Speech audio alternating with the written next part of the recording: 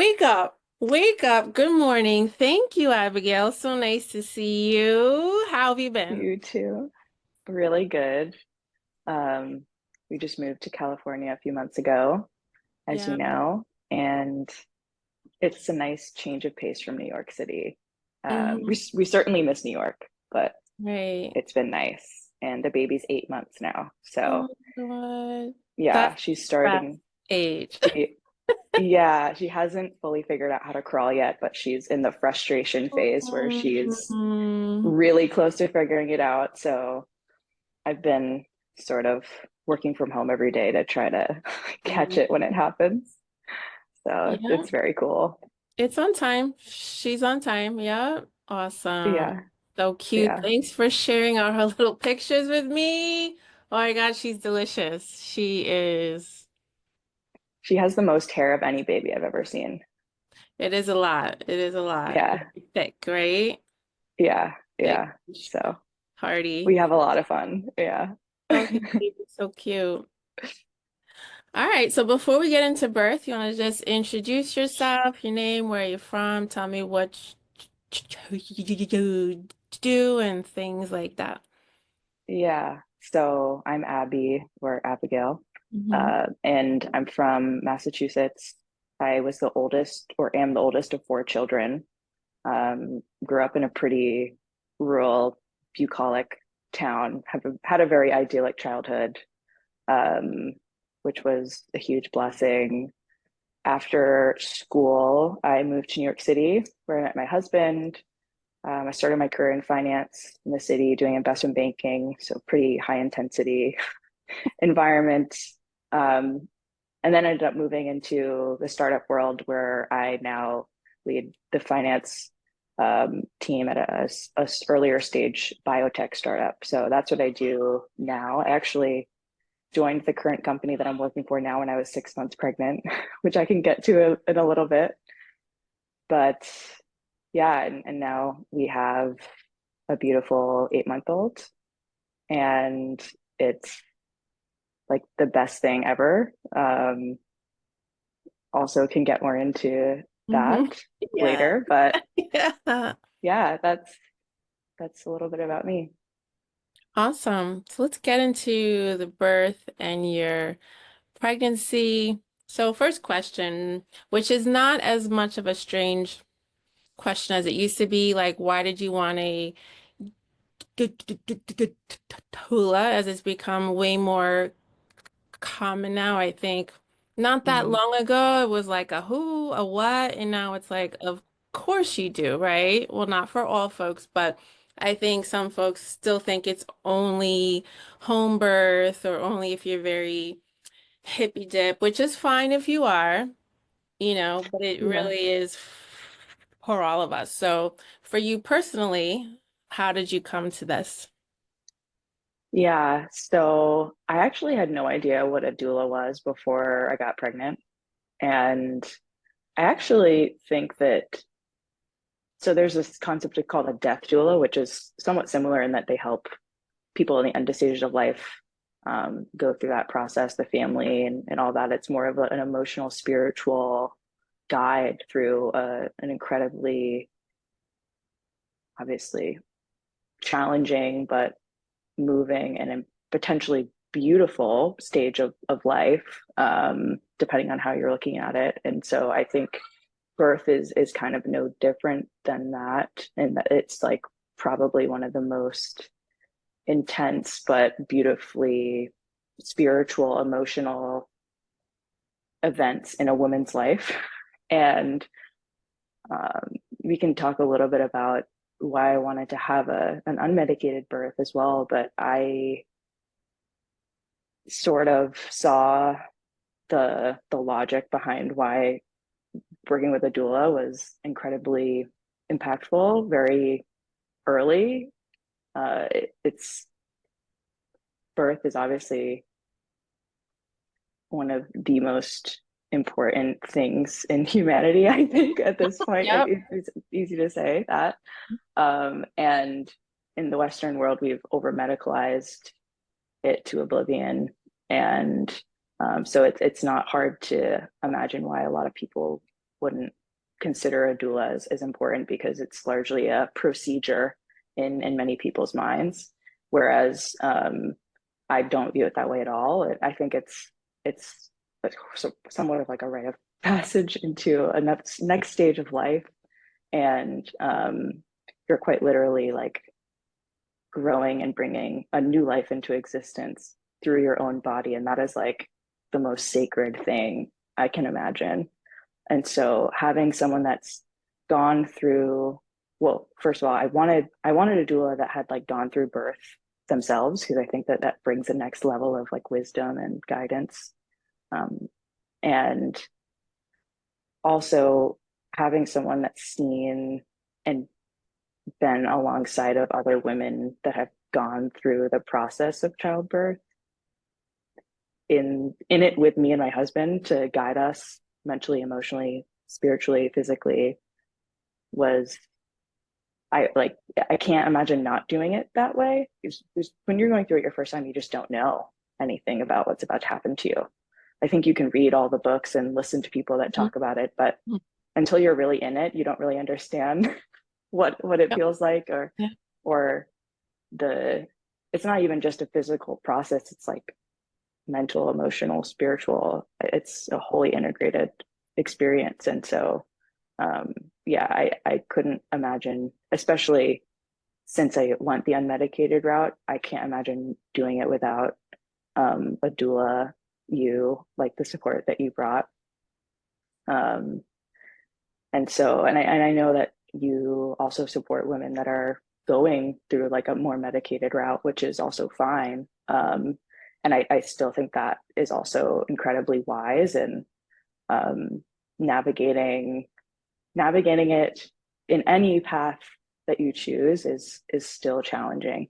Mm. And so it's one of those things that's kind of intangible. Like the Yep. value you bring isn't Hmm. necessarily quantifiable, but Hmm. I can tell you that if we didn't have you during the experience, it would not have gone the way that it did. And it was very positive. It turned out to be a very positive experience. So Right. So I feel like most moms today are afraid of, the pain and have no desire to do it without any, you know, pain meds, which is fine. As we know, I support all the moms. But for you personally, what brought you to that choice? so I there is a few reasons why. The first was I'm a little bit weird in that I kind of really wanted to understand what it felt like to go through the full process naturally and without any medication. I tend to avoid numbing in my life in general. So like I don't necessarily run away from discomfort. I'm kind of the type of person that runs towards the challenge so that I can experience usually experience the other side of like, wow, I got to accomplish this thing. And I kind of chase that dopamine at the end of Mhm. things rather than avoiding discomfort altogether, which I think a lot of people do tend to avoid discomfort. But in my life, I've seen the most transformational growth come out of those experiences that were uh, incredibly challenging and incredibly uncomfortable. But the other side of it being a transformational growth period for myself. And so I kind of viewed birth in a similar way where we've been doing this for thousands of years. Women have been Mhm. doing this in the middle of nowhere with no support for thousands of years. And we've continued to blossom to 8 billion humans in the world. And so my thought process was like, if they could do it, like, why can't I do it? Like, there's Yep. nothing different about me than all these other women. And I want to experience what they've experienced, and I wanted to see if I could handle it because I have this like need to see how far I can push myself, and I fully acknowledge again that that is not for everyone. But that was really like the first thing that got me interested in the unmedicated birth. And then after I did a bunch of research on the outcomes for women and babies in the unmedicated category versus the typical westernized, like medicated approach, the data became abundantly clear to me that if I could have an unmedicated birth, that's what I Mm-hmm. wanted to do because of the the the ability to avoid a lot of the potential dysfunction that can occur when you implement a bunch of intervention in the birthing process. And so that's that's why we can get more into Right. the cascade of intervention and all of that Right. people talk about. But it's actually really timely that we're having this conversation because my best friend had her baby literally yesterday, and she was Congratulations. yeah, and so she was also having heard my experience and me having talked to her whole pregnancy, and she's of similar mindset to me. And she wanted to have an unmedicated birth, but she wasn't able to find the right obstetrics practice to really support that, unfortunately. And she was 41 weeks, got pushed to an induction, basically like they forced her to get an induction. She did not want it. She kept deferring it, like baby's Mm-hmm. not ready, baby's Mm-hmm. not ready. Mm-hmm. They forced her to get the induction. Labor stalled as it Mm-hmm. usually does. Baby heart rate dropped. Baby Mm-hmm. in distress got immediately rushed to a C-section. Mm-hmm. And the what that like that makes me angry to hear about Right. that. I And know. it also like that could have been completely avoidable. And like she knew her body.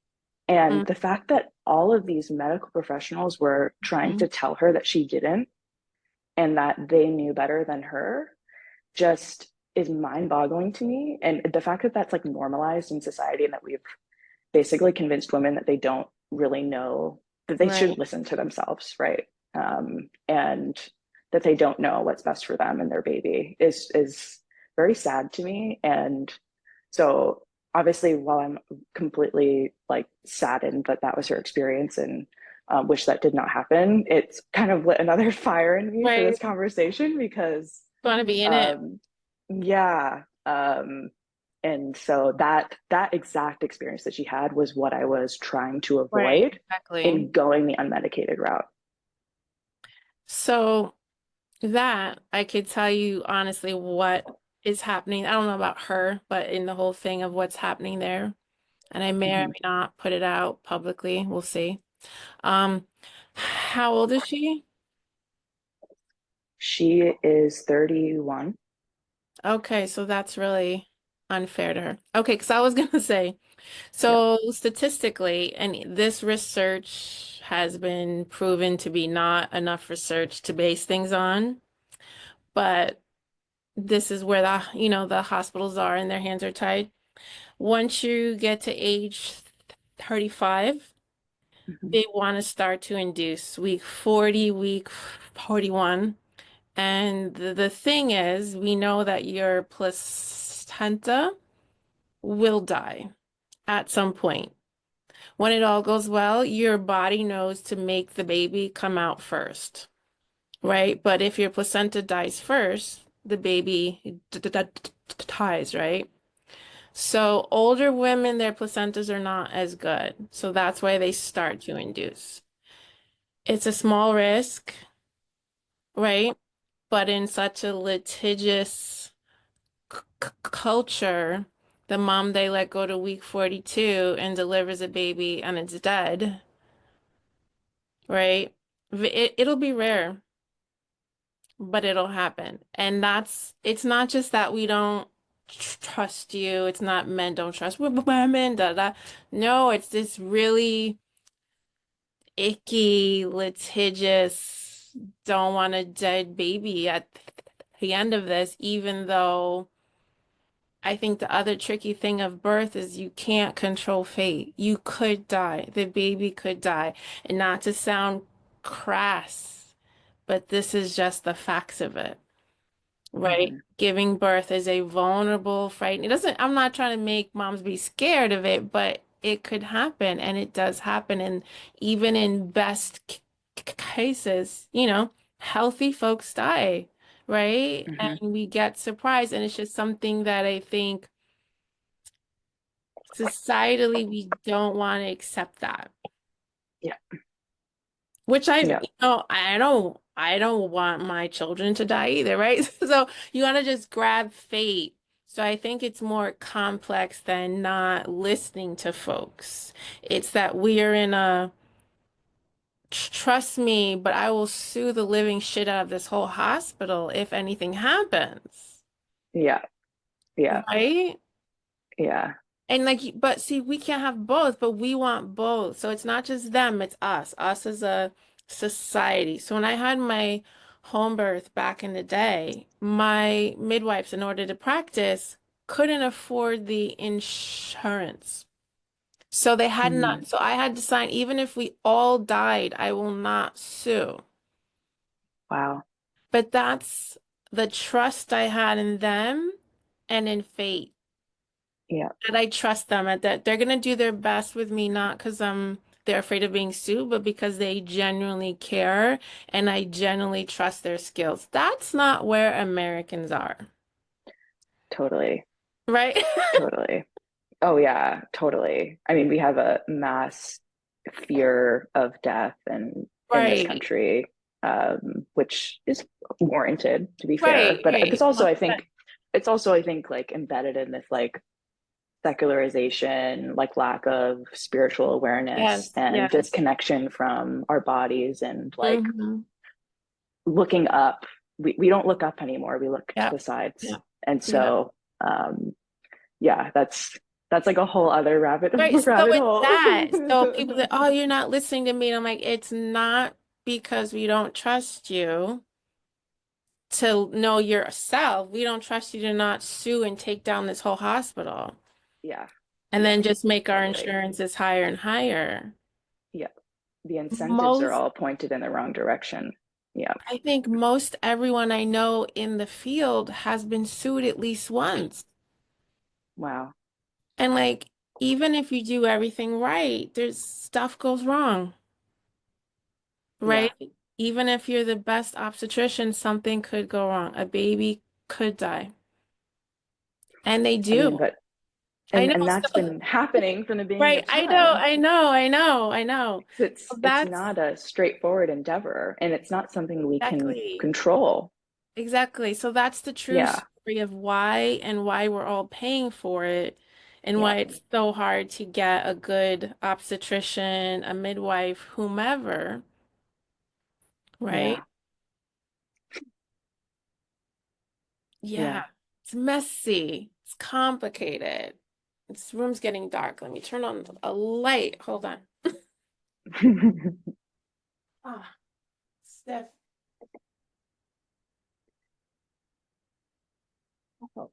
Oi, oi, oi.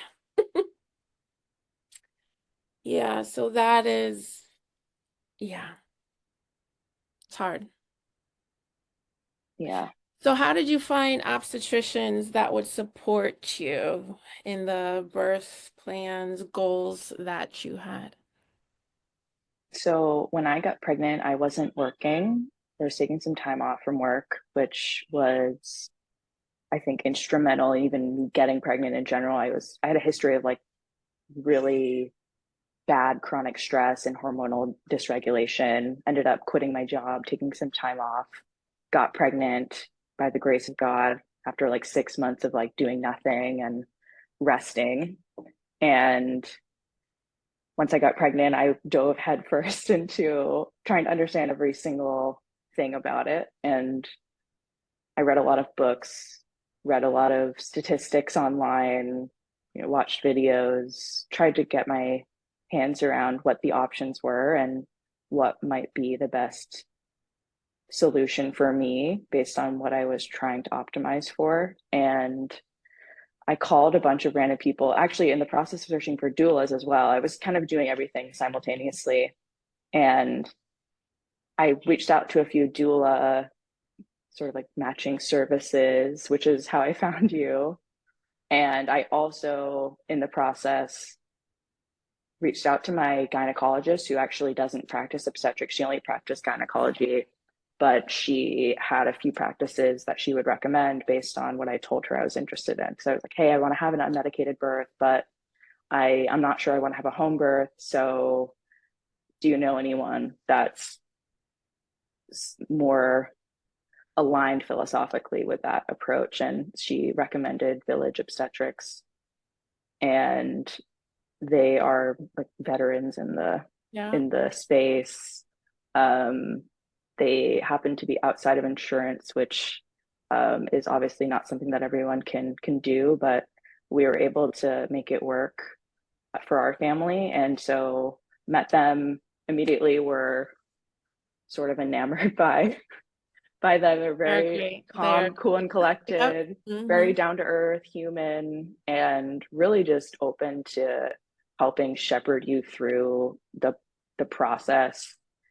We'll present you all the options and say, hey, this is Mm-hmm. what we're seeing based on our years of experience doing this and seeing the full spectrum of outcomes, and Mm-hmm. also based on your health and where you are, um, what we think the risks are associated with your pregnancy. And so I really liked the more evidence-based approach, but also with the mind, almost like the humble approach to it as well. Like, Yep. hey, like we don't have to intervene if we Yep. don't, if there's nothing wrong with you.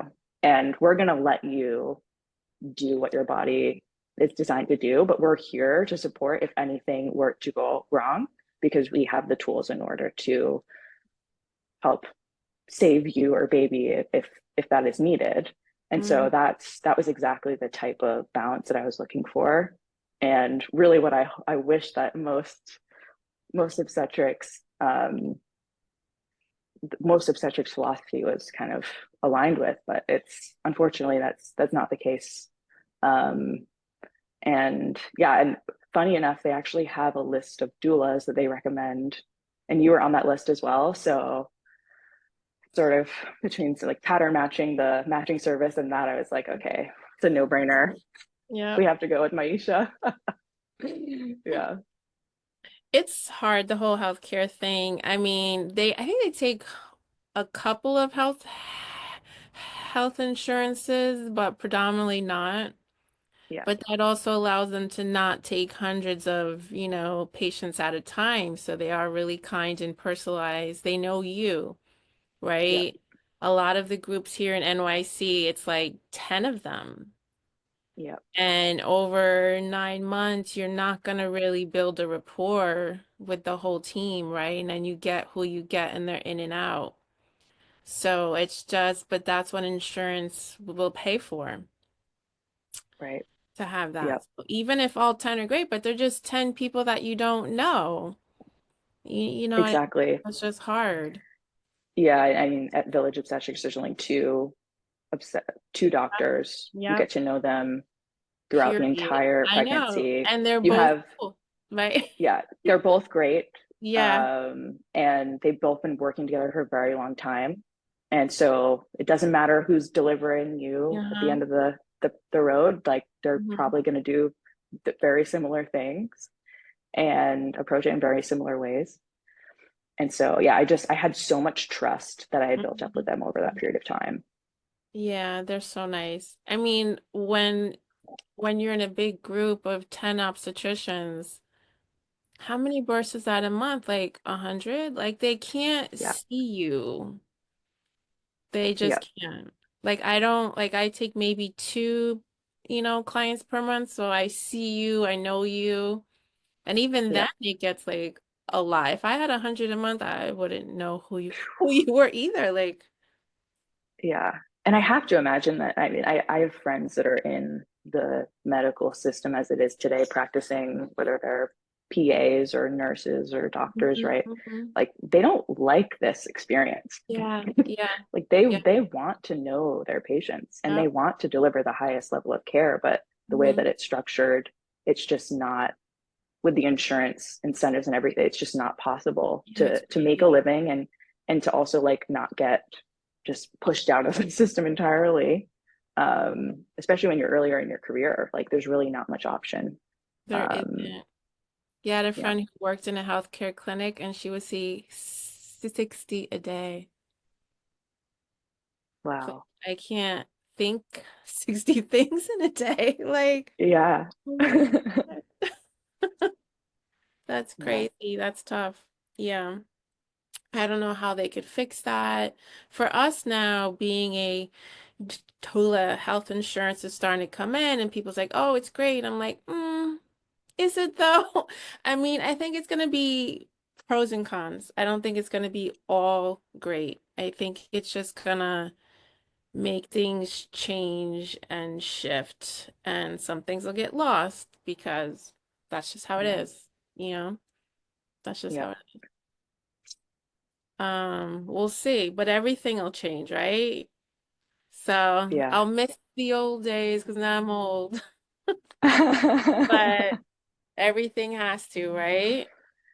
Yeah, It's huge now. It's like a really big pond now. When I was new, it was like it was such a small crowd and we all knew who we all were. Now there's like 2,000 doulas, 3,000 wow, doulas. I don't know, like it's really big. wow. Yeah, it is such that on one hand, it makes me excited that more people are going to have this level of support. And on the other hand, there becomes sort of a dilution of Yeah. the, like the sacred art Yes. of being a Yeah. doula, right? And so it becomes more of like a scalable factory type Yep. model. And Yeah. that I think is it's not appropriate for everything. Um, Exactly. Yeah, so I don't know. We'll see. Like it'll change. I mean, the work is great, so I understand why so many people hear about it. And, well, that sounds amazing. And it is. But it's just like, we'll see. yeah, And then health insurance is gonna have a bar now who qualifies, which I'm against because I really feel like certifications should not be required because they don't really prove anything. that's very true. That's very But true. insurance doesn't want to pay for your friend because you could say, oh, my friend's my doula. But then I'm like, but if your friend was great support, then They that, wouldn't make you pay for it. right, right. But I'm just saying, like, even if they're not a trained, you know, Yeah, doula, but they did the job, pay them. Like, right. okay. Right. And what about all the women that like have had multiple children that have Yeah, never gone through training, like this yeah, course that you have to yeah. take, but like there's nothing better than actually having a baby yourself to Yes, like yes. teach you what Uh-huh. it's like, right? And how to support women in the process. So Absolutely. So they're gonna try and make us fit in a box, but I think part of what makes us great is that we don't. And there are all types. There's all different types of us, and that's cool. yeah, So a family can find the type that suits them, yeah, yeah, right? So if you want a very hippie gal, you can have that. If you want a really none, you want someone who's all hospital all the time, cool. You want someone who's all home birth all the time, cool. Like get whatever you want, yeah. right? Hmm. It's going to be interesting how this whole thing unfolds. So, how did you do it? Like, how did you get through birth without any pain meds? And how does a contraction feel? Can you describe what it feels like? And when it hit you, did you feel surprised or prepared? That's a whole lot of things there. So I'm gonna be honest. Uh-huh. I have a very high pain tolerance, and I've always had a knowledge of that. And Okay. so part of my thought process going in is like, okay, like I think that on the scale of like really high pain tolerance to low pain tolerance, like Mm, I'm on the high end, so I'll be okay. Like I think I can do this. okay. And it was the hardest thing I've ever Right. done in my life. Like It hurts so it was bad. it was like so much worse than I thought it was going to be. Right. And um it's it's almost like, yeah, it's you asked me how it feels. Yeah, I how does it honestly feel? don't remember. Like I I get the it's amnesia. so hard to remember.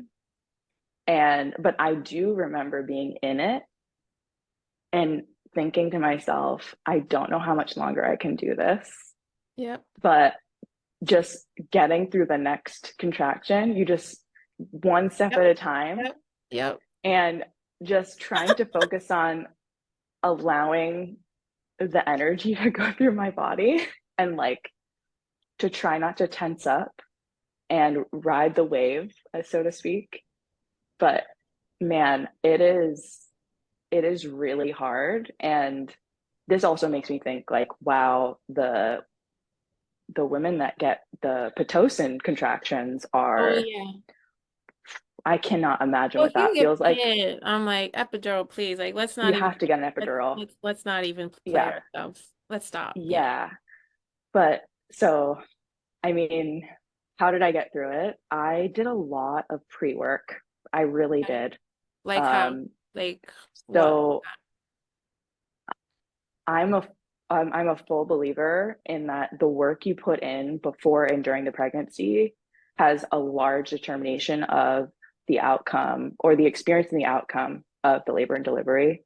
So I did strength training like religiously twice a week during the pregnancy. I did not skip. Wow. And even in the first trimester where I was Nice. literally a zombie, like wanted to throw up all the Yep. time, Yep. could not get out of bed. I got out of bed twice a week and I went to the gym and I lifted weights. Even if I napped for the whole rest of the day and did nothing, like I did Mm-hmm. that. Mm-hmm. And I kid you not, I left the pregnancy stronger than I entered it, Wow. which is crazy. Like I did not think that that would happen because usually the opposite happens.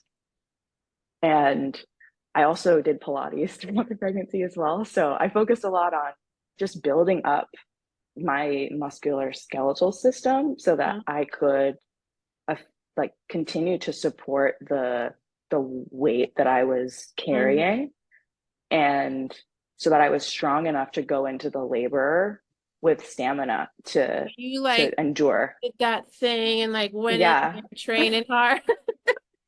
And I totally believe that it had a big impact in my ability to endure. I labored for about 30 hours, I think I remember, and I'm sure the beginning was slow and not too intense. I mean, you kind of it comes on and you're like, I oh, know. I remember calling you being like, I think I'm in labor, and you're like, go back to bed. You're like, yeah, maybe, but like Uh-huh. Okay. you'll know, Yeah. like you'll know when it's really starting. And I'm You know, like, okay, it gets and distinct. yes, and certainly it did. Yeah. But yeah, so my labor started at, I had a membrane sweep actually, which is Ooh. probably worth noting. Yeah, yeah, So yeah, yeah. I had a membrane sweep, which is when they basically stick their finger up into your cervix and Who did you do a little have? swoop around. They had Who did the Dr. sweep? Work. Oh Yeah, yeah, she's Dr. the Work one. did it Her because sweeps Dr. are no Musali's joke. Yeah, hands are bigger. yeah, no, but she's So good. She she's makes them good. start. She makes them start. Mm-hmm. Yeah, yeah. So, but I had it that day, probably like early afternoon. And Mm-hmm. then at 3 a.m. that night, after like one last dinner out with my husband, Uh-huh. they were like, just have a little glass of wine. Cause I was like, I was ready. I was like, get this baby out of me. And I was only 38 weeks at the time. So Mm-hmm. I was like, now that I've seen so many women like go so late, I'm like, wow, like I felt ready at Yeah, 37 weeks and like yeah. the baby came out at 38. So I hope that that is indicative of my future pregnancies as well. but Sure. Yeah, but sure anyways, it is. yeah. Sure. Anyways, so had the memory sweep that night at 3 a.m. or early the next morning. I started getting those like very minor, almost like period cramp like Mhm. They're so cute, contractions. right? In Yeah, hindsight. yeah, oh yeah. And I'm like, oh, but it really disrupted my sleep. Yeah. And I had a really hard time going back to sleep because also there was anxiety around, oh, what is this? What's happening? How quickly is it going to happen? And you're just generally very uncomfortable when you're that pregnant toward the end anyway. Mm-hmm. And so didn't get much sleep that night, but woke up in the morning, went into the office to get checked. They did another cervical check. I think I had dilated another like centimeter or something. So I think I was at like 3 centimeters. But the contractions had slowed down and they monitored me for a little bit. I ended up going. home from there. Just they're like, relax, just do some mile circuit, just Mm-hmm. chill. Mm-hmm. And then within a few hours, like early afternoon, they started to pick up again. And then I think it was like early evening when I ended up giving you a call. And I think you even came over like early evening, but you ended up being like, yeah, it's still too early. And I was like, but it's intense. I like, believe me, it's intense. And so you went home again. Mm-hmm. And after 2 or 3 hours, it's really started to ramp Mm-hmm. up. Mm-hmm. You came back over, Mm-hmm. and then things just got Yep. crazy. Things Yep. got Yep. crazy. Um, I I spent a lot of time just kneeling on the bed, I rocking back and remember. forth, Yep. groaning Yep. by myself. And Oh, and you and Jimmy were like kind of nodding off, we were like, sleeping. We were sleeping. yeah. I felt so And bad for her, but it's like she's doing I was, great. yeah. But really, like and I should mention too, in the preparation, I did a lot of the physical training, but I also did a lot of acupuncture, like chiropractic Mm-hmm. care. I tried to hit it from all sides, and breathing exercises. And so I kind of came into the birth knowing like I just have to breathe, Mm-hmm. like breathe more than I think I have to. And Yep. that's what I ended up doing, just literally breathing as much as I possibly could You were through the doing great. I contraction. was like, she's doing fine. I was like, you're doing great. You It's were. like You were you're doing. like you're doing great, and I'm inside. I'm like I am not doing great. This I is know. like I know the feeling. I've been there, and I'm like, you're like, this is not good. Shop's not good, ma'am. this is really not good. No, not okay. You're doing great. You're doing great. Yeah, but man, it accelerates, and it's one of those things that like you think it can't get worse, and then it does. It gets more intense, Yeah. and it becomes harder and harder to like catch up Yeah. because they get closer together, they get more Yeah. intense. I know. And then you're like, when is this baby coming out? Yeah. Because this has been too many hours. Yeah. And I remember I kept asking you how many more hours, and you were like, I don't know, maybe one, maybe six. And I Yeah. was like, six? Oh my God. I can't imagine. Or you're like, Mhm. maybe 12. You just Yeah. don't know. Yeah. And I was like upset with you at that moment because I was I like, know. you cannot be telling me this is 12 I know. hours. Like I there's know. just no way. But I was also kind of laughing because it Mm. was comical. Like there's no other appropriate reaction. Uh-huh. Um, so yeah. And so I don't actually know how I did it, to be honest. You don't do birth. Birth happens to I you. know. You don't do anything. I know. You I know. experience Like it. people, so like when I meet, clients who want to go without pain meds and they ask me about what techniques I use, and I've helped hundreds of moms give birth without drugs. I don't really do anything. Yeah. I hold the space, which is so hard to explain. I hold the space for you to do it, and it's Hmm. going to hurt. If you can get in the shower tub, it still hurts. I can put my hands on you. It still hurts. Like, Yep. it's still gonna hurt. Hands and knees Yep. helps. It still hurts. Um, Yep. yeah, you just do So, it. There really isn't there's either drugs or you just do it. That's it. and I would do it again. Me I too. Me too. so that is the thing. Like I'm ready Huh? to go for round two already. Mhm. And I think it was within the first 24 hours, I was like, oh my gosh, I can't imagine doing that again. And then Right? within the second 24 hours, I was like, let's do it again already. But that was when all the happy hormones kicked in, Yep. and you're like Mhm. just like overwhelmed with like The high oxytocin, is and you're fabulous. like, I felt high for months. I'm not kidding. I felt high for months after. Me too. And that was also the other thing that I knew that could happen if I did the unmedicated. I knew that you could experience the full flood of natural not emotions, hormones that comes with just enduring the whole Yeah. thing without dulling the pain at all, and letting your body kind of naturally react. And so, yeah, it's real. It's totally real. Yeah, I think the answer is you just do it. Like there isn't a way, and it's not in your head. The hard part is when you're still here trying to figure out how am I going to do this. Then you get into the zone when you just realize this doesn't mean anything. Yeah. You really just breathe. You're like, I'm dying. Okay. Yeah. It's Right. actually you need to turn this off. Yes. Yes. And Yeah. there does become a point where you actually can't like if you there is no more capacity for you to Yep. actually even communicate or think Yep. about Yep. anything. Like you actually have to go into a different Yep. mode Yep. and turn everything off. Everything is turned off other than the birthing process that's happening. Yep. You can't even explain it. Like I remember being so mad and like I wanted to cry, but it hurt too much to cry. Yep. Like I was like, this is ridiculous that I can't even cry. I can't There's cry. not enough energy to Nope. cry. You're Nope. just yeah. Yep. Completely So insane. Completely insane. mhm. When I was pregnant again and planning my home birth, I was like, are there like herbs or is there anything natural? They're like, no. You sure you want a home birth? I was like, yeah. But if there was a herb that worked, I would take it. Yeah. If there was something with no harmful side effects, yes. Yes.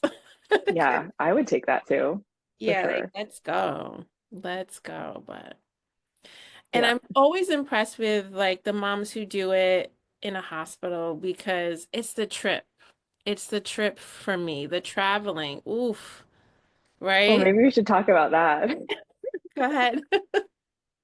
Well, I actually want to hear from your perspective. I've heard from Jimmy's perspective, but at the point in time when I was at home, this had been over 25 hours or something like at home, Hmm. kind of Hmm. like I don't remember exactly which point it was, but it was like closer to the morning. There was like a hospital shift change that was going to happen. Right, right. And I don't, yeah, I'm always trying to not hit that, but Yeah. sometimes you do. And I think you and Jimmy like huddled in the corner and were like, okay, we don't know how far along she is, but she can't take this that much longer. So let's Yeah. just go to the hospital now. Mm, And if we get to the hospital and right. you're more than 7 or more than 8 or something like that centimeters, then we're just going to push through and Mm-hmm. go. But if it's less than that, then we're going to advocate that she get the epidural. Right. But There's I'm sometimes you curious get, from your perspective, like how do you make those decisions right. Let in me the see. moment? So we went in around 6 a.m. Mm, Um, so it's hard because people do present in their own way. And no matter what you tell me about your pain tolerance before, it really doesn't relate to how things turn out. I've been surprised by people who don't seem strong and then just fly through and then like I'm tough and then you know what I mean? So like you just can't tell. And even if you're say 8, we could have 12 hours left. You know what I mean? So it's just like I'm also trying to not I'm trying to hone in on how dilated I think you are, but also just what percent done, which doesn't have to be the same as how dilated she is.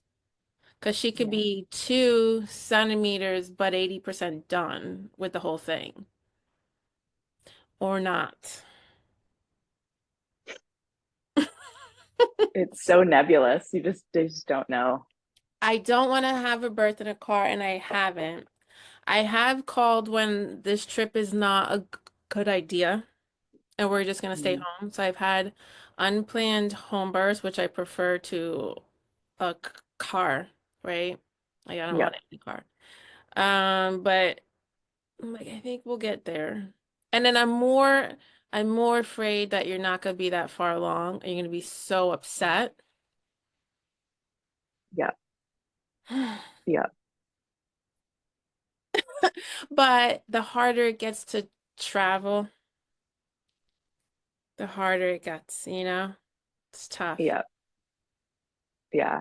So it's funny you say that because I think that even now, I think that I'm crazy enough to prefer having the baby literally in the car on the way than to be Mhm. stuck at the hospital for hours and hours and hours in that environment. I think I would rather just give birth in the car than be stuck there, um, which is obviously not your preference, but I mean, if it happens, it happens. The ones that yeah, come quick are usually fine, yeah, right? So, yeah. I mean, at home then. Like, if I feel it's gonna come that soon, we'll just stay home. yeah, yeah. But in my case, you didn't feel that way. No, I thought we could get to the hospital. Which is why, like, because I don't push the envelope that tight, right? So I know there could be still some space, and I don't know how much space. Yeah. But you look close. It's so crazy. Like sometimes folks look like they're at the edge when we come in howling, and they're like, "You're like a good six," and she's like, "She's ready just to, right? Like, oh, like sit down, pop a squat. We're here. You want me to turn off this light? Like, whatever."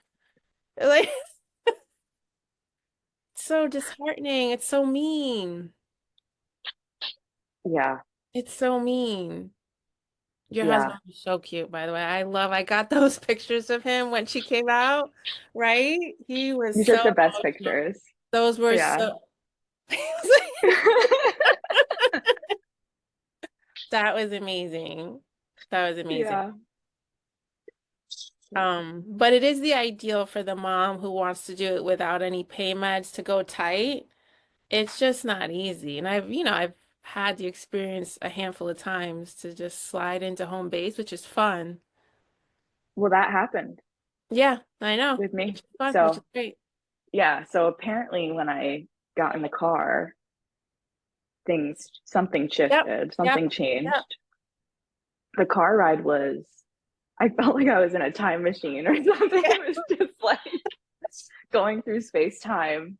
The poor Uber driver was Yeah. probably like, I've never gotten from Brooklyn to Upper East Side faster in my life. Yeah, I yeah. think Like, than let's get this done. yeah. So he bombed up the East Side Highway. Um, and Jimmy likes to tell the story that my husband, like that I was gripping a water bottle in the car. And by the time we got to the hospital, the water was like literally boiling Yeah, in the bottle. it was no joke.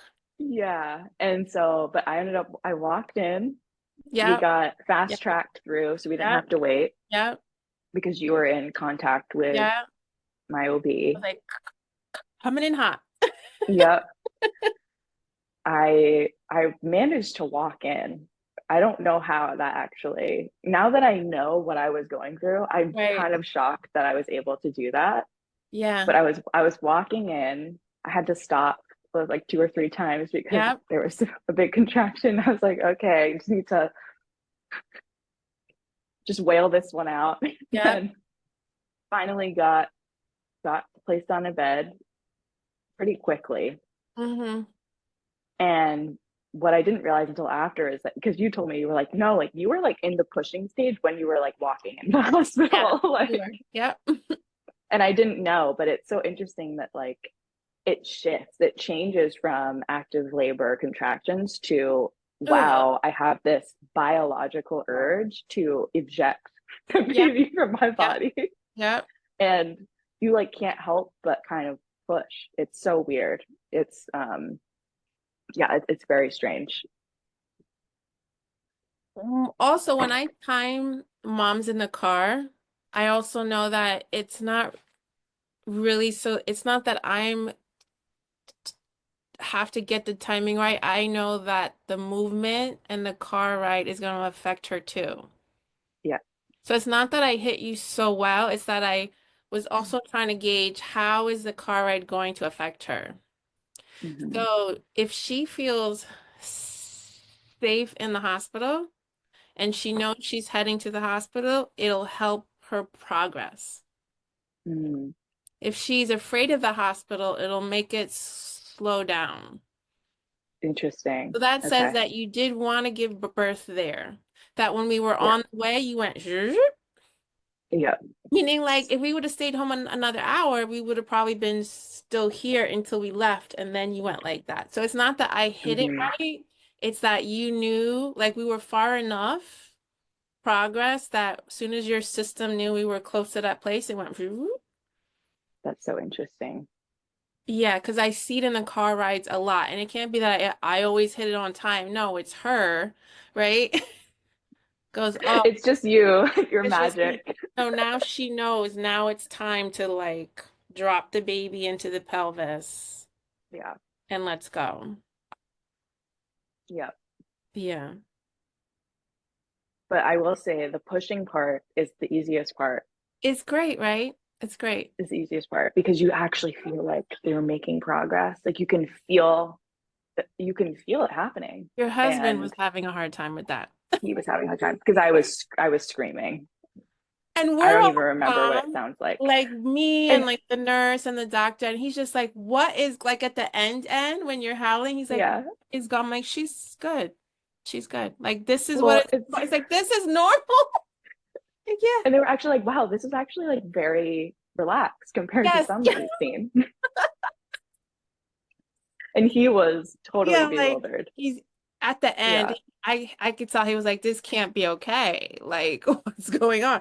Like, no, this is totally fine. This is totally fine. yeah, Yeah. yeah. So yeah, I think within like 30 minutes, the Yeah. baby came out. Mm-hmm. Yeah. It was like five pushes or something like that. Yeah. Can't. Yeah. So it was pretty wild. Mm-hmm. Mm-hmm. Awesome. And we didn't know it was a girl or a boy. Oh, So right. The that was the surprise baby. biggest surprise. Yeah. Yeah. And we were dead convinced that it was going to be a boy. And so you got amazing pictures of us Yep. Yeah. completely shocked Yes. Yes. That was so that it fun. was a girl.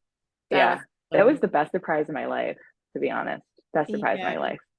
I Everyone always says, "Oh, I don't know how you waited so long," and but it kind of just becomes like a fun game, Yeah. and it's in Super fun when you that have happens. so much anticipation, and no one actually really I knows. love And it. honestly, our doctors did an amazing job of not Mm-hmm. giving it away, Mm-hmm. and so I don't know. And now I'm like, oh, now that I did it once, like maybe I'll just figure out what the next one is. But I don't know. I feel like I should. I'm kind of loving the surprise.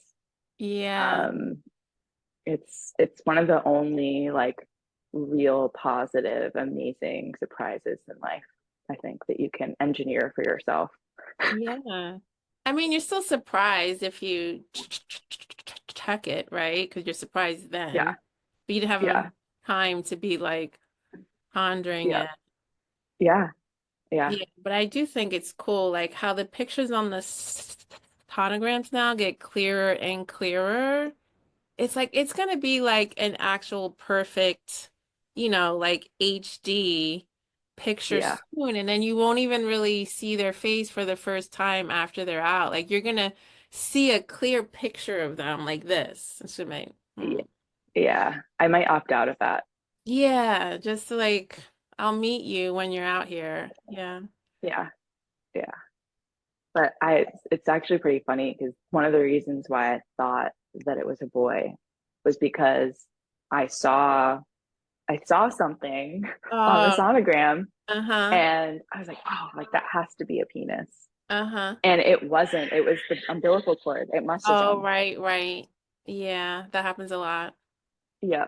So I was like, wow, glad that I'm terrible at anatomy. This is great. Yeah. Not I did quite the not right ruin it for spot. myself. Yeah.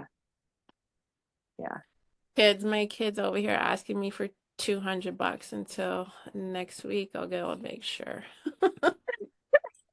Yes, you can have some money, whatever. It's fun.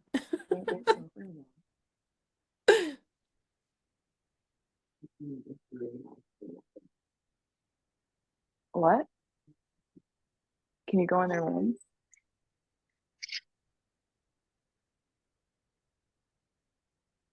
Sorry, Jimmy has the baby on the floor So good. making noises. So I don't know if you can hear it, but Not much, a little bit, but I don't think so. okay. Okay, that's good.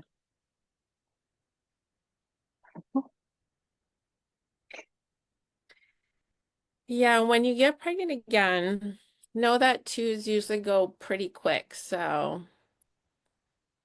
yeah, that's a whole other, yeah. When you get pregnant again and you call me the first time with anything, I hurry over. I don't say go to sleep. I don't go and come back. I'm like, Yeah. Is that also because the second time around, moms usually have more of a realistic picture of how the scale well, you're more accelerates? like, I'm gonna wait till this hurts like crazy. Yeah, that's what I mean. Yeah. Yeah. You're not like, I sneezed. You're like, okay. You know? Yeah. But what Yeah. you don't know is that you don't have to have the same experience for them to come out. Yeah. Those are the ones that happen at home or the car because you're like, it's not that bad yet. It's not that bad yet. And then bloop. Mm-hmm.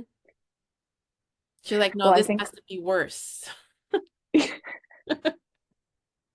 I think I do want to have a home birth for the second one. You totally should because so many twos end up at home anyway. At least Yeah. be prepared, Yeah.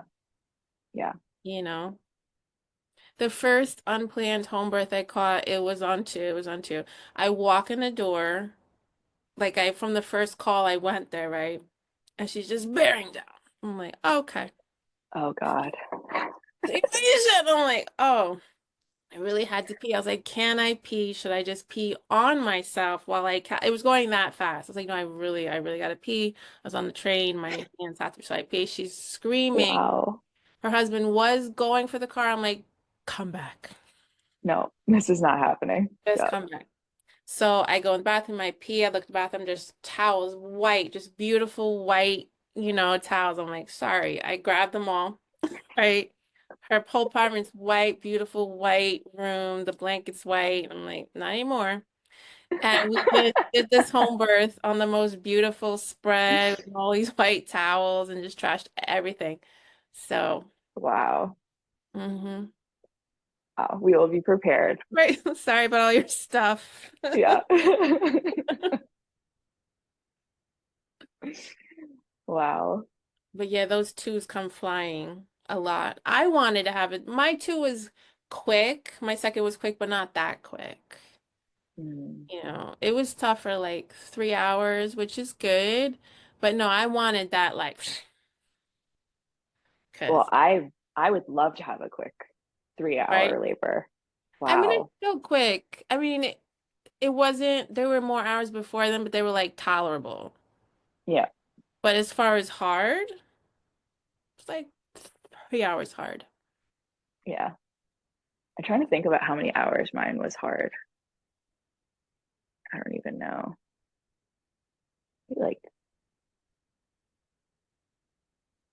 Maybe like 6. Yeah, yeah. Let me think. Yeah, I feel like my first was hard for about 6 hours too. But it's harder than that. Damn it, right? It's harder than six It hours. doesn't feel like 6. It feels like 20. Well, because it is 20 and you don't know when it'll be over. Yeah. It's the uncertainty around when it's going to be over. I think that's one of the hardest parts. It is like if even if you're gonna have a long one, but you knew ahead of time, you could handle it. Yeah. Like, listen, it's gonna be 36 hours. Hard. Okay, let's go. Like just, but I've been on those births. It's like day two, we're still here. And I'm like, see, that's why I couldn't say it's an hour because I've been in births where another day goes by. Yeah. Yeah. I would say the biggest thing that I focused on throughout the pregnancy and throughout the laboring process was despite despite my natural proclivity for like wanting to control things, I knew because I had watched so many births and watched so many testimony, like birth story testimonies about how the most important thing is to relax, despite Mm, not wanting to at all. Like, I think we're kind of wired and taught to try to control everything. And so it's totally counterintuitive to go into the process like birth and completely surrender. yeah, But to just yield. And it's a yeah, different kind of strength. It's the feminine strength, mm-hmm, right? mm-hmm, Like the yeah, earth receives a seed, it doesn't fight the seed to grow, it allows it. And yeah, allow doesn't sound like strength, but allow is a strength. All the plants grow because they are allowed to grow. You give birth because you allow it to come through. Do you know what I yeah, mean? totally, totally agree. Super tough to allow, Yeah, yeah, to yeah, yield, to let the other one go first, to let the child go because you're like, get off my cervix. And right? yeah, You're yeah, like, okay, okay, I'm just gonna let this happen. Just gonna yeah. let it happen. And I really think that's one of the reasons why so many women have such a hard time with the pregnancy and birthing process because we're in this environment of that's like engineered to stress us out and engineered to make us overthink everything Yeah, and to doubt ourselves and to outsource all of these things that are really we're innately yeah, equipped to handle. And a lot of that too is like not having really strong intergenerational communities around us mhm. to help support these things. Like we used to have aunts and grandmas and Yeah, all these yeah, people that lived with us and our like we just don't have that anymore the way our society is structured. And so it's really lonely process, I think, going through this as a woman in this modern era and yeah. this society, the way it's structured in America. And so it's like really hard to even it's not like it's just like you can't blame women I know. for the experience. And it's just really unfortunate. And I think the only thing we can do is to try to kind of what you're doing now, right? Hmm. Trying to support and give people resources and sh- give them other options that Absolutely. um, Well, that I think like yeah, health ed in high school should involve childbirth as well. yeah, When they give yeah. you like a sex ed, how sex works and how you get pregnant and how to not, they don't tell you anything after that. Well, that's interesting because so I went to a Catholic high school Hmm. and Okay. we watched a birth video in health class. Right, you watch one, but I mean We a watched full one. childbirth ed class because what I get is very Mm, intelligent clients who are highly educated that when they start to learn about birth, they're starting from square one. mm, And even your basic sex ed, you don't know the 20 contraceptives there are, but you know a good five, yeah, right? You know a good five techniques to not get pregnant, which is cool, and you probably know how they work enough, right? yeah, But I mean, yeah, just watching one, like you don't know stages and phases. You don't know midwives are in hospitals. You don't know the difference between a midwife and an obstetrician. You don't know about contractions. I meet people and the husband think the birth's gonna be 3 to 4 hours. I'm like, so cute, right? yeah. Like That was this, probably my husband. So, right? Like, okay. You know, I had yeah. a friend who thought when you nurse, it's like 3 times a day. Breakfast, lunch, and dinner. Oh, Oh oh, boy. wow. Yeah. Wow. That is, you're sadly mistaken. Right, right, right. Like, and like these are smart folks, but like so we don't have to do like the most in-depth, but more than there's a baby. Like you should know early labor, dilation, stations, cervix, not your bag breaks, you scream and run to the hospital. I'm like, nope, nope, nope. That's Oh, not it. so that's actually something that we didn't talk about during the birth Mm-hmm. story. So my water didn't break until I was on the bed pushing. Mm-hmm. And within the first push, the bag exploded Mm-hmm. and a waterfall came Yep. out of my Yep. body. Yep. Yep. It went all over everyone in the Uh-huh. room, It did. and everyone laughed. Yep. Yeah, I actually think that I laughed too. I was just in shock. Yeah, it was a bang. It was a pop. Yeah. Yeah, which, Big mess. I mean, before all the movies just show like these women like at work or like doing some Yep. errand and then the water breaks and it's just like this little trickle Yeah. like come down their leg. And it's like that is just so not accurate. I know. I mean, it's possible. It's just very rare it happens that way. It's that Yeah, it breaks and then she's not even in pain. She's not having any contraction. Like, oh my God, go to the hospital. First of all, if it breaks and you're not having any contractions, you don't need to hurry. Like just that alone, it's like you actually should go home, take a shower, go to sleep. yeah, Like, don't go to the hospital because they can give you exam, you get an infection. Ugh. Yeah, no. terrible. Hmm. Yeah. So, oh yeah, stuff. Products. What stuff did you buy that was good, and what stuff did you buy that was like, eh? Or what could you have got that costs way less? You didn't have to buy that one, things like that. What was great? What wasn't? So day two when we were home, I remember you came over and we had bought this sidecar like co-sleeping crib, which is it was like cute and little and it like looked nice in the apartment. We lived in a smaller apartment in New York City and it yeah, so we tried to use it on the first night and baby did not want to be put down. And it's it in retrospect, it makes complete sense, right? Yep. Like the baby just came out of my body after Mm-hmm. having only known being in a warm uterus for its Mm-hmm. entire existence.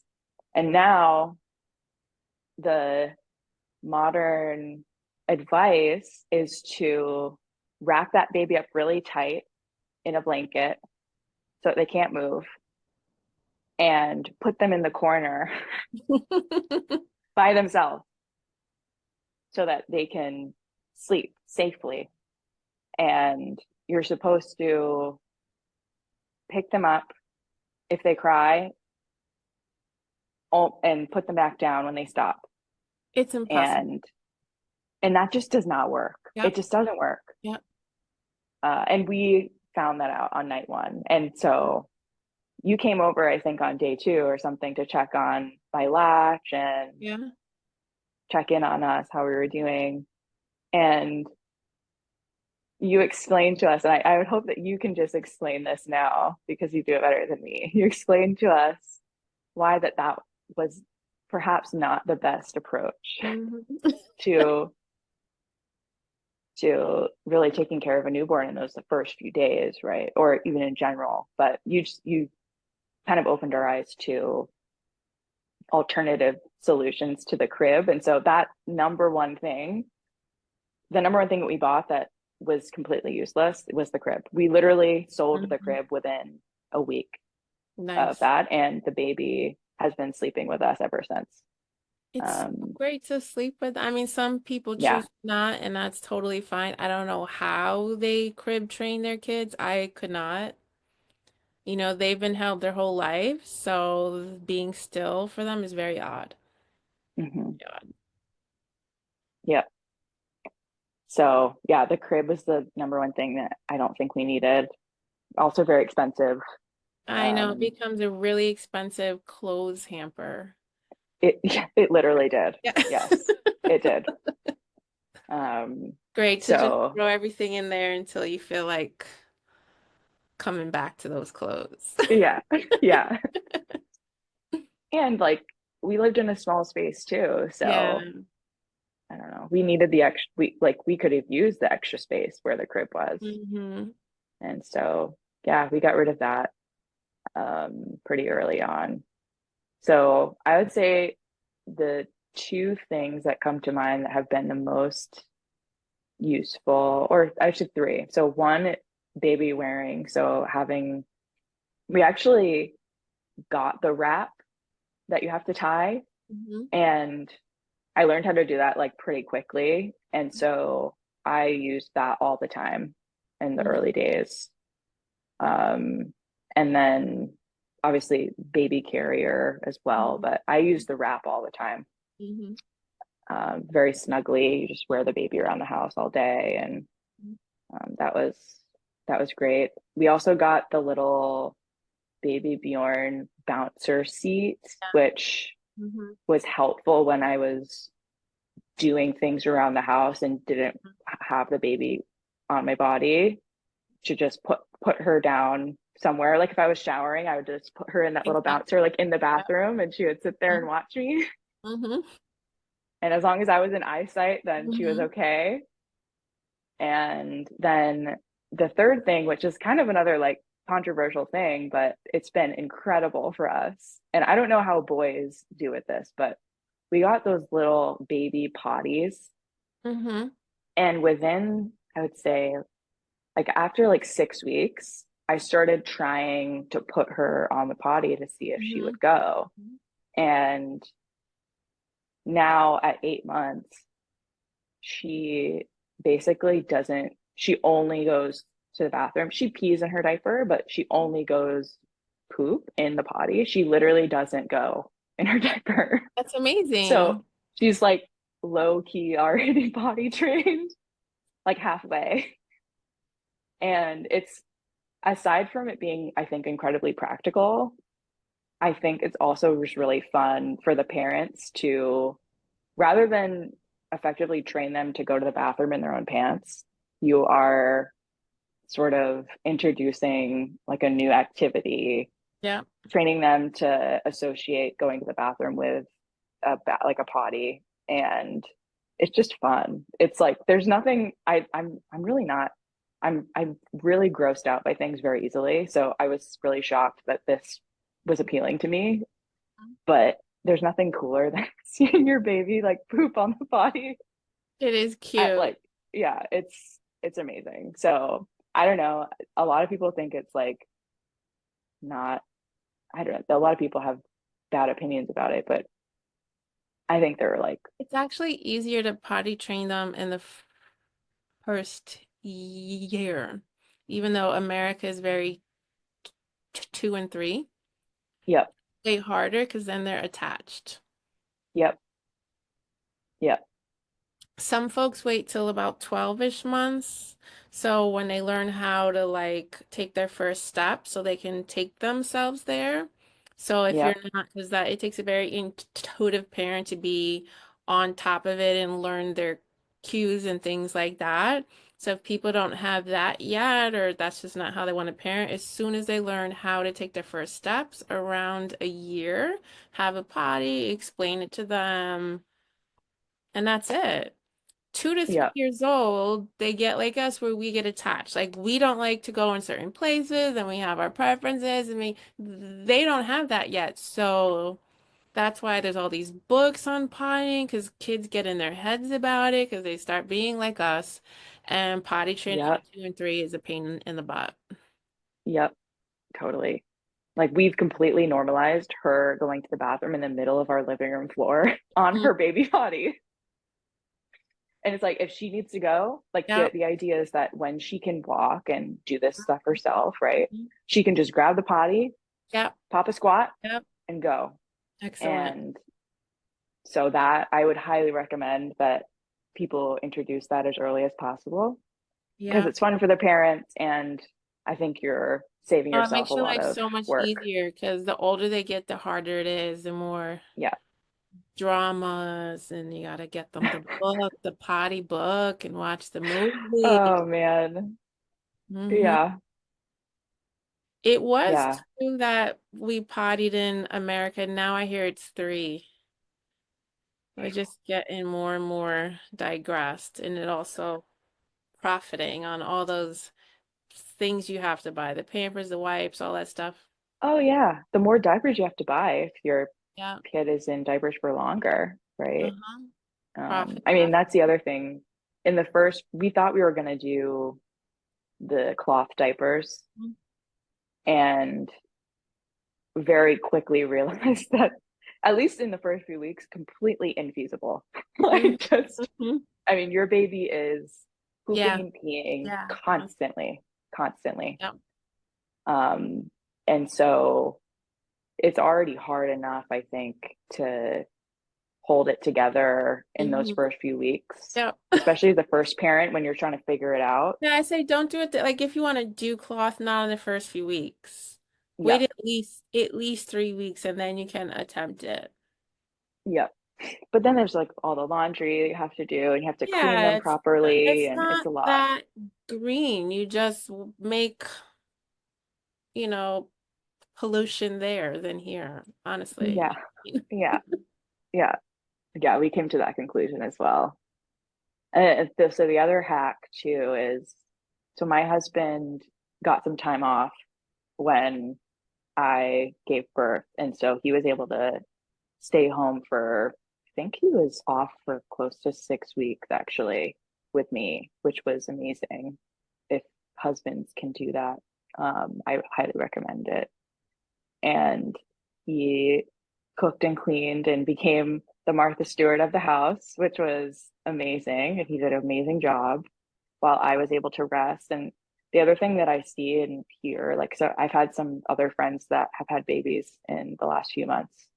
And I think that we like, we try to do too much too soon and assume too much responsibility and feel bad about not bouncing back fast enough. And I think that's completely wrong. I think that we need to take time to really recover and rest and just like be with the baby. And this is the other thing that a lot of people do is a lot of people will get night nurses or um, people to help take care of the baby.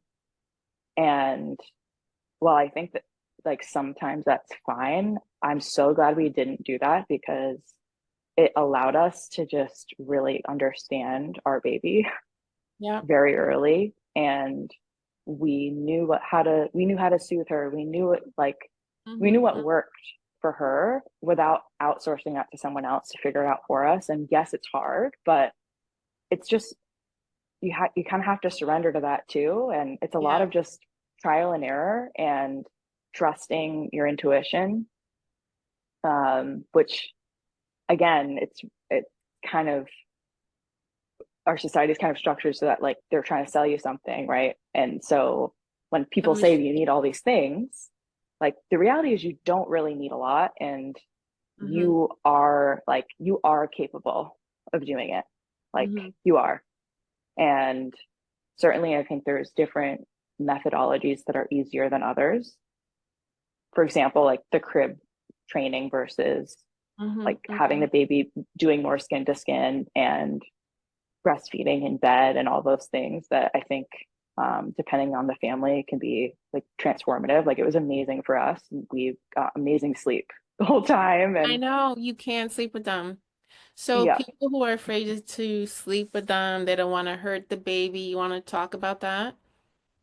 yeah, yeah. So I was also nervous to do that because you hear all of these fear mongering rhetoric that says that if you sleep with your baby's going to die, basically. Like that's kind of the message that at least the American Pediatric Association has put out in the world. And I think that on a society that's built on formula feeding, yes, that is true. I mean, if you're not feeding your baby breast milk and you're not breastfeeding, you don't have that connection, like the mother and baby dyad isn't in Mm-hmm. sync, then yes, of course it's dangerous to sleep with your 8 pound newborn baby because you're not in sync with the baby. And also formula is somewhat of almost like a medication. Like it's not breast milk. It's different and it impacts the baby differently. And so we because we were breastfeeding, there's kind of like a checklist. I think Yep. it was like the Leche League put this Yeah, when out. you nurse, the incidence of SIDS is so slim. Yeah. It's so small. Yep. So yeah, there's a lot of fear mongering about SIDS, but the data really Yeah. show that it's SIDS deaths really largely occur in cribs, and the ones that don't occur in cribs usually occur on couches or on Yeah, surfaces that are not safe for sleeping. And exactly. so, like the instances of suffocation and any of those like terrible things that could happen if you're lying with a baby somewhere are usually either a smoker or someone that is drinking Yeah, or an unstable service. And so if you dig into the data, there really aren't many instances at all. Like I don't think there it's really very is a small. case to be made. Right. There's no case to be made that it's like any more dangerous than putting your baby in a crib to sleep with them in the bed and you're breastfeeding. So um, yeah, that's at least what conclusion I came to. I remember when SIDS used to be called, because it didn't used to be called SIDS. It used to be called crib death, Mm, but they changed it. yeah, I slept with mine and I needed to upgrade to a king bed for us to all fit, but I couldn't yeah, afford to buy a bed. You know, a bed costs a lot, right? So I got two air beds and put one on top of the other. Well, there was a hole somewhere. So I wake up and having just had a birth and being the heaviest person in my family of four, was lying in a big V. The two beds were up like this. Me, infant, toddler, and their dad. It was like a whole man, a toddler, a brand new baby, and me.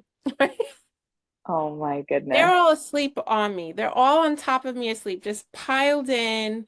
I'm like turtled out. I'm like, this is not safe sleep. This is not safe.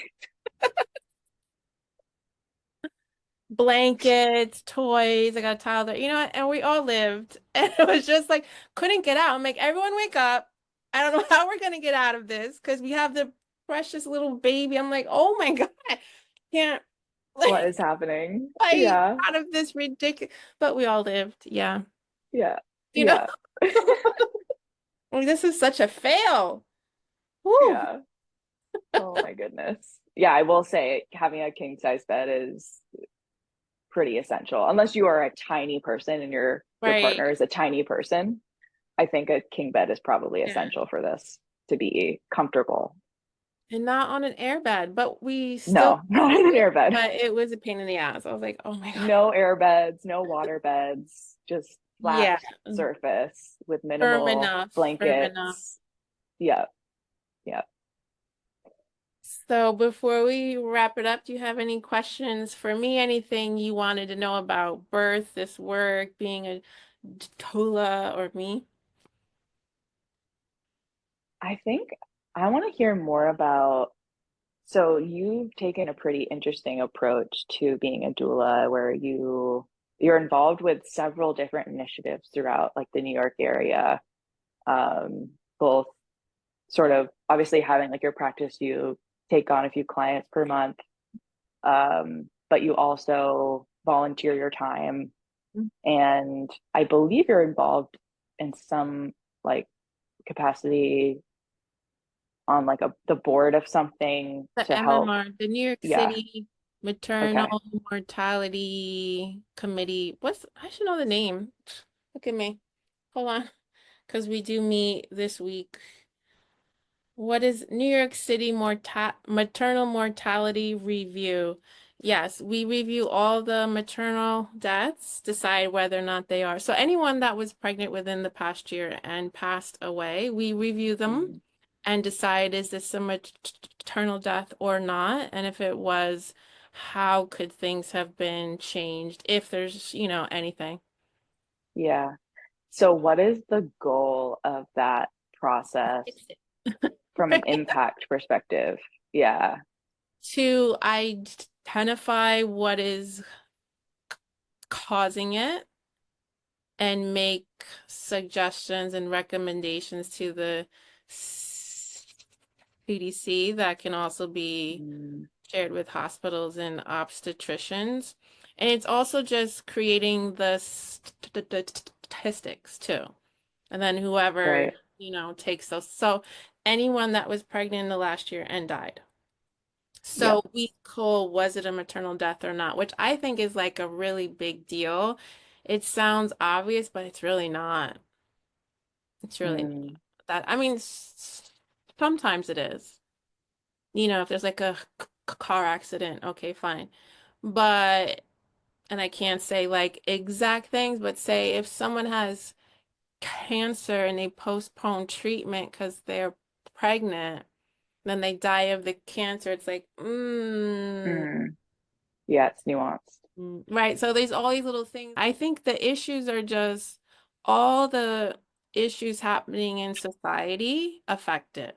So Yeah, poverty, immigration, drugs, homelessness, those people get pregnant and give birth. yeah, But we should care about all of them, not just the ones who get pregnant and, give birth. Like the homeless is a huge issue. People on drugs is a huge issue. Like they need help. yeah. Not just if they have a kid or not, right? Right. Like these Totally. are culture health issues that need to be.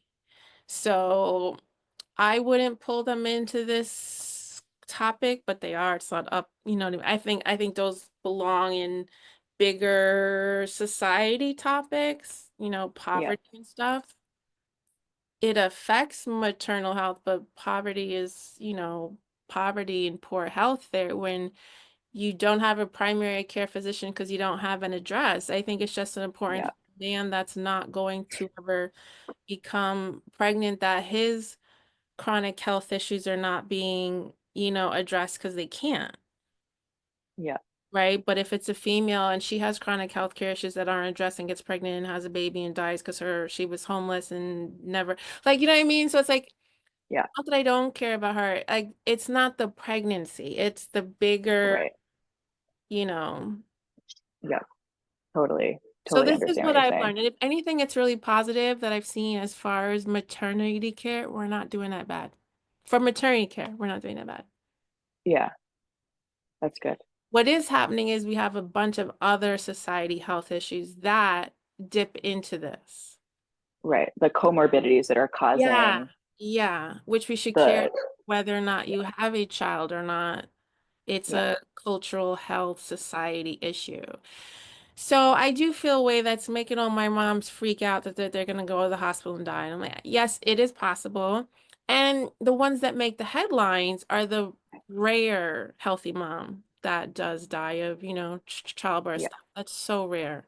It does yeah, happen. It's so rare. yeah, It's usually yeah, some other stuff like drugs, cancer, domestic violence is huge too. yeah, If a woman is already in a violent, abusive relationship when she gets pregnant, her chance of being killed by her partner is higher. mm, That's not about the pregnancy, that's about a whole other pile of things, yeah, right? yeah. That makes a lot of sense. So if she's already with a guy yeah, chance of being killed are up. So we have a lot. Mm, We have homicides, suicides, ODs on drugs. But yeah, we get the other stuff, preeclampsia, high blood pressure, strokes, clots, all those things, hemorrhages. yeah, yeah. Hmm. Wow. So who do Yeah. you think is a good candidate for a home birth?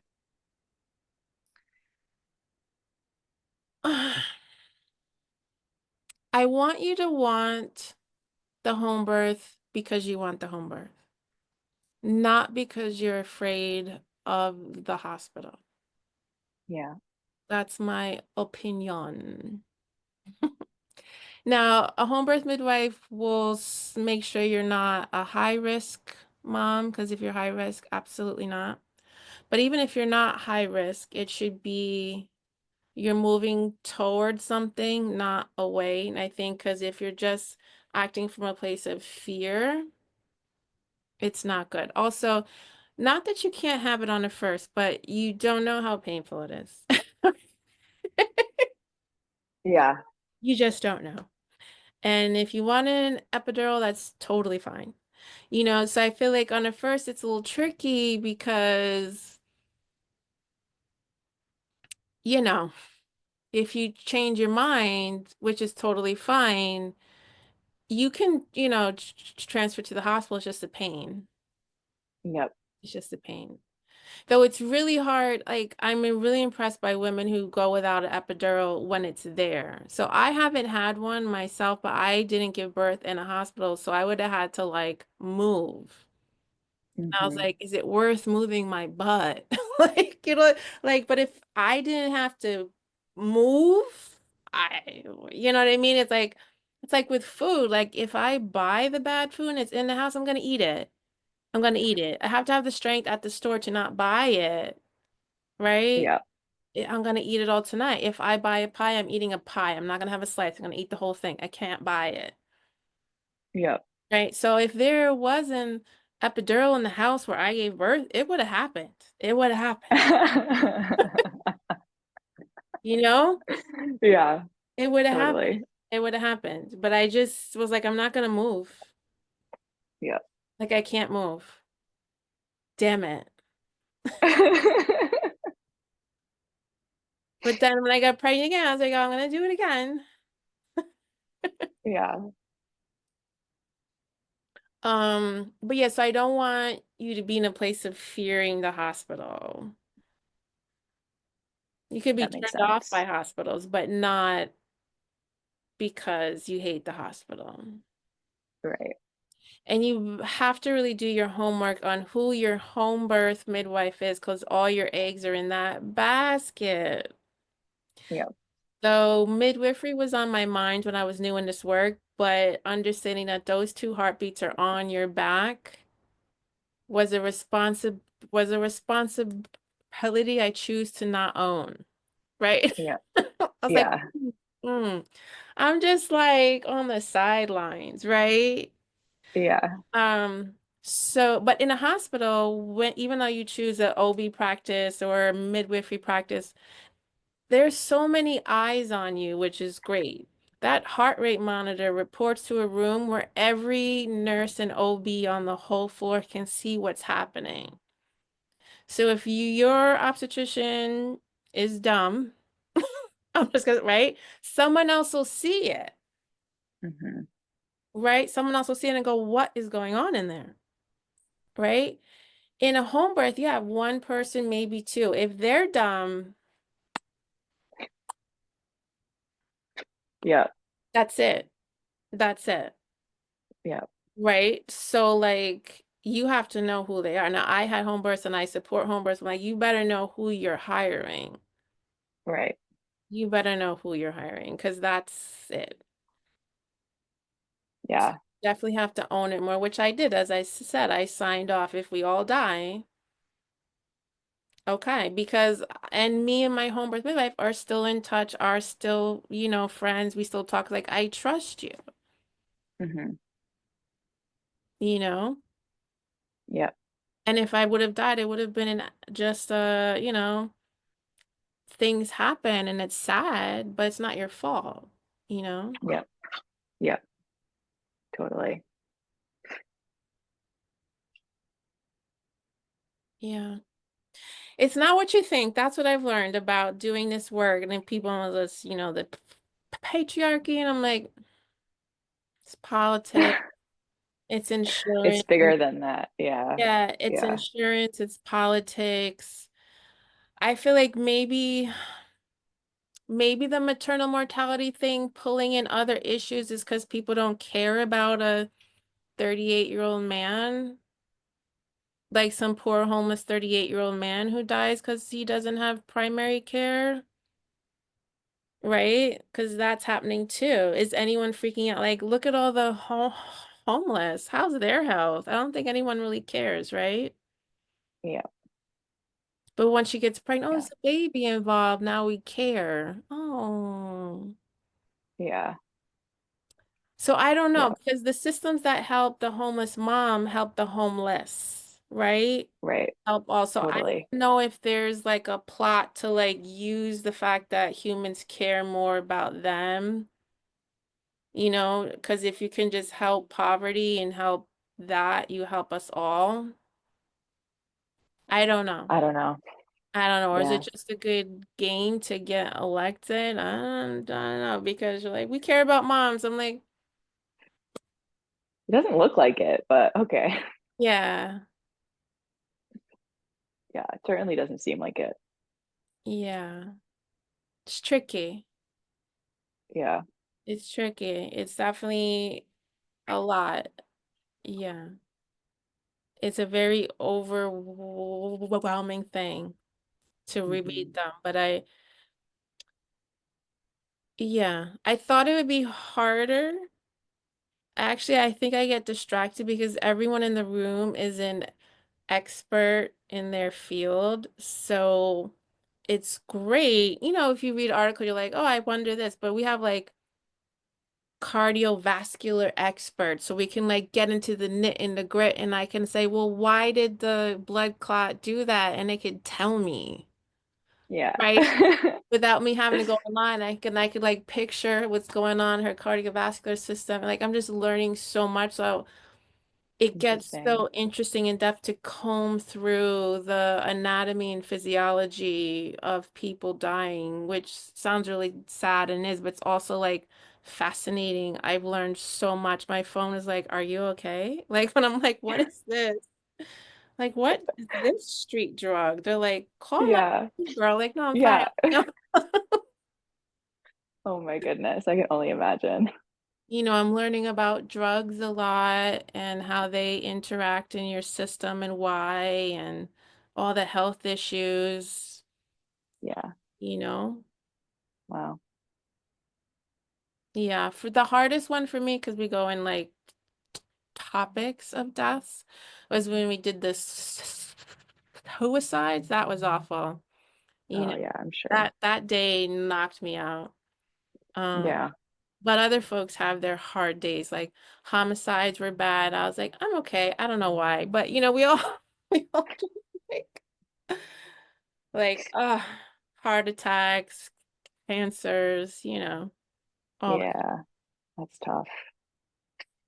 Really tough. Yeah. I don't know if you can hear her, but she wants boob. Okay, well, I'll let you go. Thank you so much for your time, my dear. It was great to hear you. I really Thank support you. all moms in all the ways they choose to give birth and, parent. Half my moms have epidurals and half don't. And I love that they're both so thrilled with the things they chose. Before Yeah. I had my own and I was into birth, I was like, everyone should give birth without drugs. And then I had my own. I said, you know what?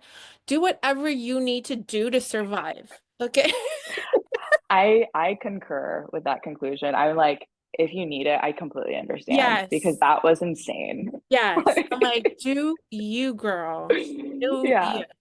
Do you? Yes. And I gave birth Agreed. again without drugs, but do you please? Like, I don't, like, Yes. it really hurts so much, right? Like, Yeah. it's insane. Absolutely Yes. insane. Yes.